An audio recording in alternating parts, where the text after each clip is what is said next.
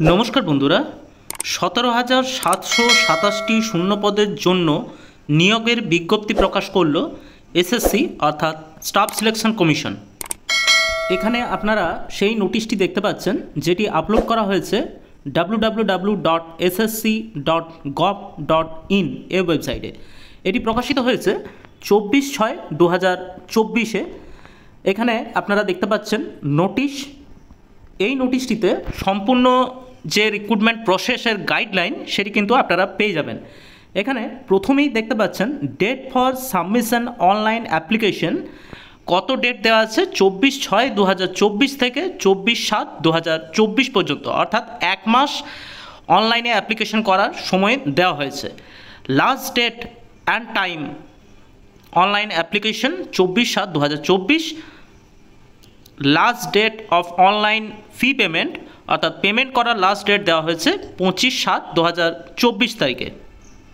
Form correction এবং বিভিন্ন রকম অনলাইন পেমেন্টের প্রবলেমের জন্য যে সময় সেটি দেওয়া হয়েছে 10/8/2024 থেকে 11/8/2024, অর্থাৎ একদিনের শুধুমাত্র আপনারা সময় পাবেন। যদি আপনাদের অ্যাপ্লিকেশন করার সময় কোনো কিছু ভুলভ্রান্তি হয়ে থাকে সেগুলি কিন্তু কারেকশান করে নেবেন এই 10/8/2024 থেকে 11/8/2024-এর মধ্যে।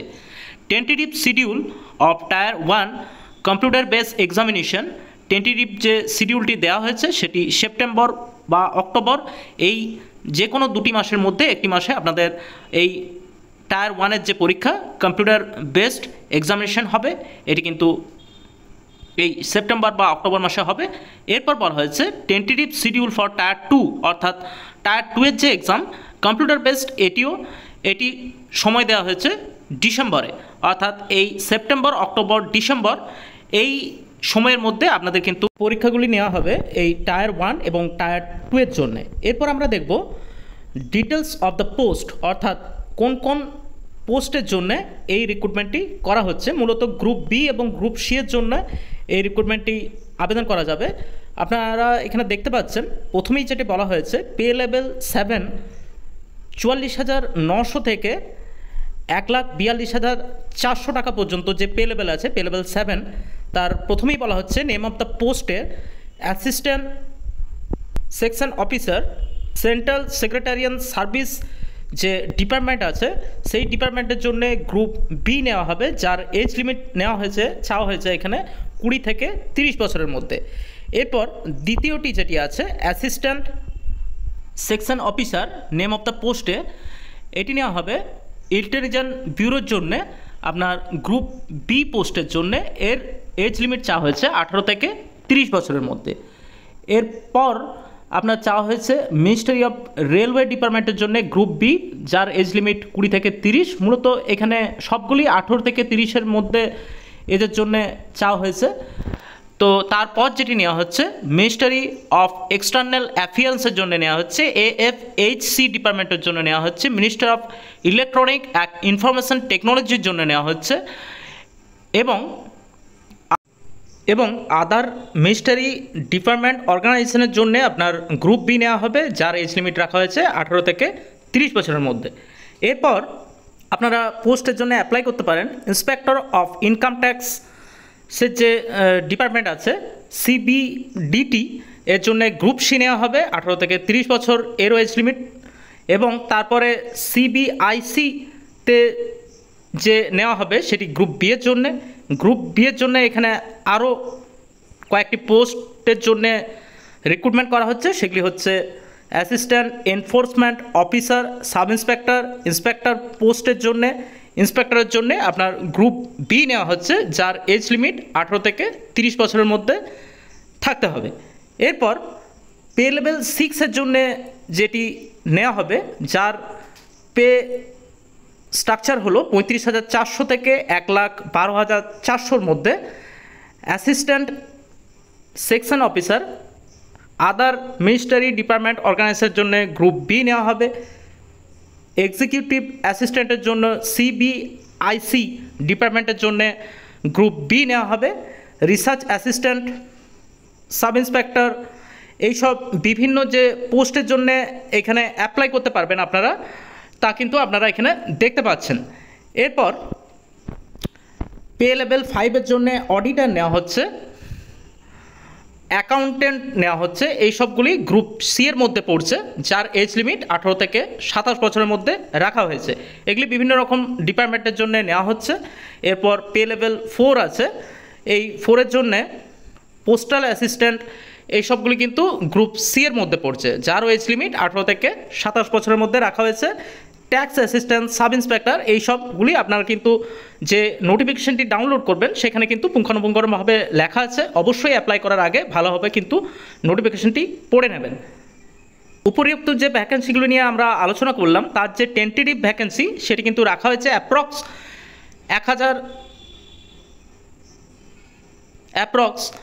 17,727টির মতন। এটি কিন্তু পরবর্তী ক্ষেত্রে বাড়তে পারে, তো সেটা কিন্তু এখন এখানে উল্লেখ করা নেই, এখানে অ্যাপ্রক্স হিসাবে দেওয়া আছে। অতএব আমাদের এটিকে ধরেই এখন চলতে হবে।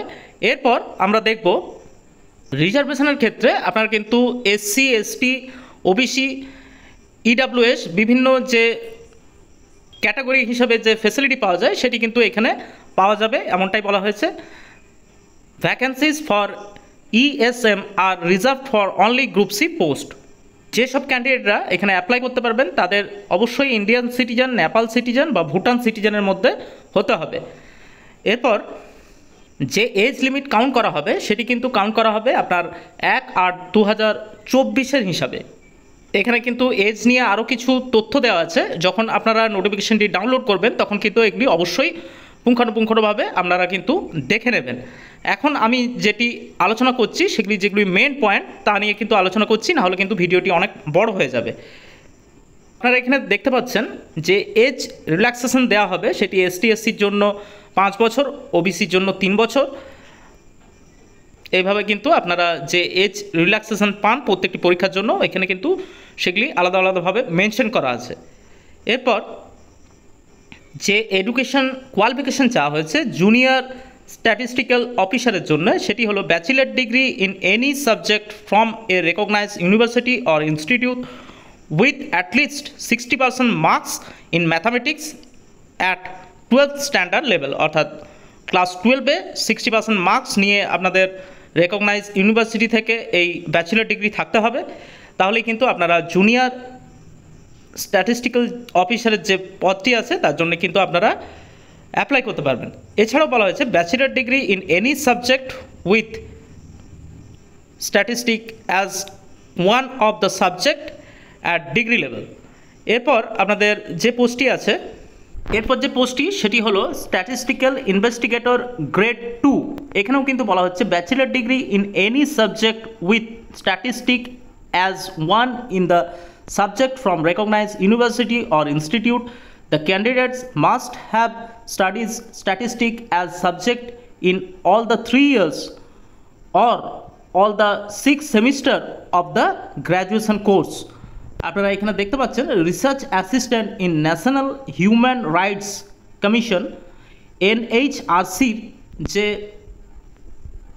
পোস্টটি আছে তার জন্য যে কোয়ালিফিকেশান চাওয়া হয়েছে সেটি হলো bachelor degree from a recognise university or institute এবং minimum 1 year research experience in any recognise university or recognise research institute. এবং আরও বলা হচ্ছে 8.3-তে degree in law or human rights from a recognise university. এগুলো কিন্তু প্রত্যেকটি পোস্টের জন্য আলাদা আলাদাভাবে ডেসক্রাইব করা আছে। প্রত্যেকটি পোস্টের জন্যই এখানে কিন্তু bachelor degree from recognise university এটি কিন্তু বাধ্যতামূলক। এরপর আপনাদের যে অ্যাপ্লাই করার প্রসেস অর্থাৎ হাউ টু অ্যাপ্লাই, এখানে আপনারা যে নোটিফিকেশনটি দেখতে পাবেন সেখানে গিয়ে কিন্তু আপনাদের যে প্রসেস আছে সেটি কিন্তু আপনারা দেখতে পাবেন। ডেটগুলি আমি আগেই বলে দিয়েছি এবং যে ওয়েবসাইটটি থেকে আপনারা অ্যাপ্লাই করতে পারবেন সেটি হলো ssc.gov.in। এখানে একটি গুরুত্বপূর্ণ কথা মেনশন করেছে, আপনারা যখন অ্যাপ্লাই করার সময় যে ছবিটি আপনারা তুলবেন তা নিয়ে এখানে বোল্ড করে আপনার কিছু তথ্য দিয়েছে, যেটি হলো for applying the candidate is not required to have a pre existing photograph of himself herself. The application module has been designed to capture photograph of the candidate filling up the application form.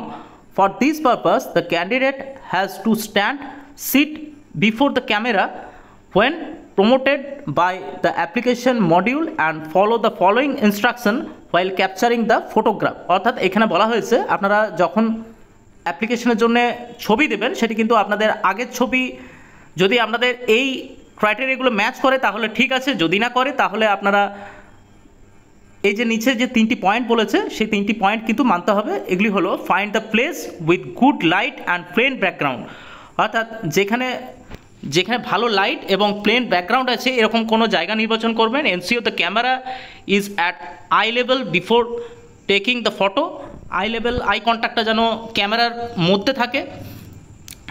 এরকমভাবে position himself directly in the front of the camera and look straight ahead, অর্থাৎ সোজাভাবে আপনাদের কিন্তু দাঁড়াতে বা বসতে হবে, তারপর কিন্তু আপনারা ছবিটি তুলবেন। এটি কিন্তু আপনারা ফলো করে তারপর কিন্তু আপনাদের যে অ্যাপ্লিকেশন করার সময় যে ছবিটি দেবেন সেটি কিন্তু এই মেনশন করা যে পয়েন্টগুলি আছে সেগুলি কিন্তু অবশ্যই দেখে নেবেন।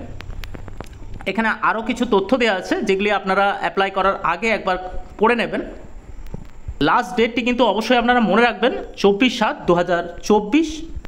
এখানে আরেকটি ইম্পর্টেন্ট তথ্য বলা আছে, before submission of the online application candidate must check through preview and print option that they have fill correct details. অর্থাৎ আপনারা যখন অ্যাপ্লাই করবেন অবশ্যই আপনারা প্রিন্ট প্রিভিউ করে দেখে নেবেন যে আপনাদের যে ডিটেলসগুলি দেওয়া আছে সেগুলি সঠিক কিনা। যদি সঠিক না থাকে তাহলে মডিফিকেশন করবেন।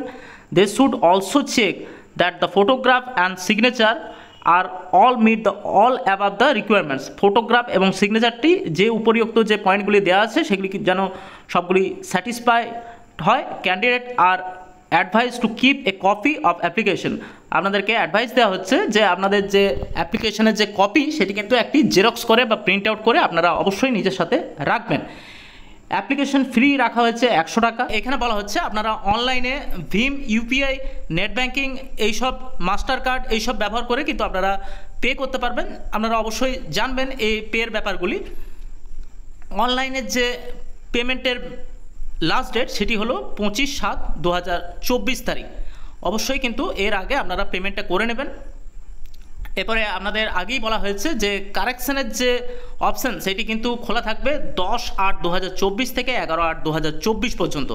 এর মধ্যে যদি কোনো আপনাদের কারেকশান করার থাকে অবশ্যই কিন্তু আপনারা সেই কারেকশানটি করে নেবেন। এখানে আরও বলা হয়েছে সেন্টার অফ এক্সামিনেশন নিয়ে, এগুলি অবশ্যই আপনারা আলাদা করে পড়ে নেবেন। এরপর খুবই গুরুত্বপূর্ণ যে জায়গাটি সেটি কিন্তু আপনারা দেখবেন, আমি এখানে বলছি। টায়ার 1-এর যে এক্সামিনেশন তার যে সাবজেক্ট থাকছে ABCD 4টি যে সাবজেক্ট সেগুলি হলো জেনারেল ইন্টেলিজেন্স অ্যান্ড রিজনিং, অর্থাৎ জিআই এবং রিজনিং থাকছে 25 নম্বরের, যার মার্কস থাকছে 50 নম্বর, অর্থাৎ প্রত্যেকটির জন্য 2 নম্বর করে থাকছে। জেনারেল অ্যাওয়ারনেস থাকছে 25টি 50 নম্বরের, অ্যাপটিটিউড থাকছে এবং ইংলিশ থাকছে 25 করে 50 নম্বরের। প্রত্যেকটিতে কিন্তু আপনাদের 2 নম্বর করে থাকছে। 200 নম্বরের পরীক্ষা, 1 ঘন্টার সময়, এবং প্রত্যেকটির জন্য আপনার নেগেটিভ মার্কিং থাকছে 0.50 করে। এরপর টায়ার 2-এর যে এক্সামিনেশন সেখানেও কিন্তু 2 ঘন্টা 15 মিনিটের পরীক্ষা হচ্ছে, এবং এখানে থাকছে ম্যাথামেটিক্যাল থাকছে এবং রিজনিং থাকছে, জেনারেল ইন্টেলিজেন্স থাকছে। প্রত্যেকটির আপনার কিন্তু 30 নম্বর করে থাকছে, যেখানে মার্কস থাকছে আপনার 60 × 3 অর্থাৎ 180 নম্বরের। টাইম থাকছে আপনার 1 ঘন্টা। এটি কিন্তু সেকশন 1-এর জন্য। এরপর সেকশন 2, সেকশন 3, সেকশন পেপার 2-এর জন্য আলাদা আলাদা এখানে নম্বর বিভাজন এবং কোন সাবজেক্টের উপর পরীক্ষা হবে সেগুলি কিন্তু আলাদা করে টাইম সহ এখানে মেনশন করা আছে। এগুলি কিন্তু অবশ্যই আপনারা দেখে নেবেন। এটি কিন্তু টায়ার 2-এর জন্য। এই নোটিশটিতে আপনার আরও বিশদে অনেক কিছু বলা আছে, অবশ্যই আপনারা সেটি পড়ে নেবেন। আজ আমরা যেগুলো নিয়ে আলোচনা করলাম, অনলাইনে কিভাবে অ্যাপ্লাই করবেন, কি কি পোস্টের জন্য আপনারা অ্যাপ্লাই করবেন, কবে পরীক্ষাটা শুরু হবে এবং কতদিন পর্যন্ত আপনারা এই পরীক্ষার জন্য আবেদন করতে পারবেন, কারেকশনের ডেট, এই সমস্ত কিছু আলোচনা করা হলো। পরবর্তী আপডেটের জন্য আপনারা আমাদের চ্যানেলটি সাবস্ক্রাইব করে রাখতে পারেন। নমস্কার, পুরো ভিডিওটি দেখার জন্য ধন্যবাদ।